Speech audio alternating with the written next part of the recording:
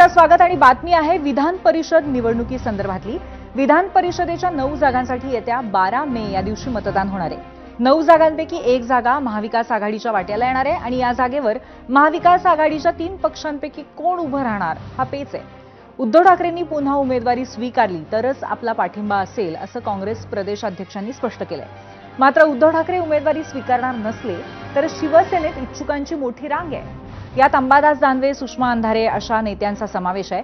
मात्र दुसरीकडे उद्धव ठाकरे लढणार नसतील तर काँग्रेसचाही या एका जागेवरती दावा असल्याचं दिसतंय। ज्येष्ठ नेते बाळासाहेब थोरात, खुद्द प्रदेशाध्यक्ष हर्षवर्धन सपकाळही इच्छुक असल्याचं समजतंय।